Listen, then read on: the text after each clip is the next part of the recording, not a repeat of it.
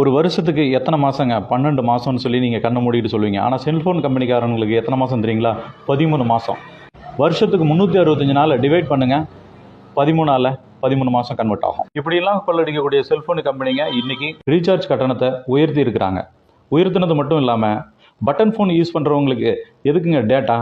இன்டர்நெட்டே use பண்ணாதவங்களுக்கும் internet பயன்படுத்தாத வெறும் phone மட்டும் யூஸ் பண்ணிக்கிட்டு கால் மட்டும் யூஸ் பண்ணிக்கிட்டு இருக்கக்கூடிய மூத்த குடிமகன்கள் வயசானவங்களுக்கும் என்ன பார்த்தீங்கன்னா டேட்டாவை கட்டாயப்படுத்தி திணிக்கிறாங்க. உங்கள் வீட்டில் இருக்கக்கூடிய பாட்டிங்க வந்து பார்த்தீங்கன்னா இன்டர்நெட்டே யூஸ் பண்ண தெரியாது, வெறும் பட்டன் ஃபோன் தான் வச்சுருப்பாங்க. ஆனால் அவங்களுக்கு ரீசார்ஜ் பண்ண போனீங்கன்னா 1 GB அவங்களுக்கு வந்து இருக்கும். இந்த பிளானை தான் நீங்கள் யூஸ் பண்ணி ஆகணும். இந்த பிளானில் தான் நீங்கள் ரீசார்ஜ் பண்ணியே ஆகணும். எதுக்குங்க? இன்டர்நெட்டே யூஸ் பண்ணாத ஒருத்தவங்களுக்கு இன்டர்நெட் பிளானோட ரீசார்ஜ் பண்ணக்கூடிய ஒரு திட்டம் எதுக்குங்க? இதெல்லாம் கேட்குறதுக்கு இங்கே யாருமே இல்லை. இது மட்டும் இல்லாமல் பார்த்தீங்கன்னாக்க இன்றைக்கி 300 ரூபாய் இருந்துச்சு 2 GB டேட்டா ஒரு மாதத்துக்கு யூஸ் பண்ணக்கூடியது 28 நாளைக்கு. ஸோ இப்போ 299 ரூபாய்க்கு இருந்தது, இன்றைக்கி 450 ரூபாய் பக்கம் வந்து உயர்ந்திருக்குது.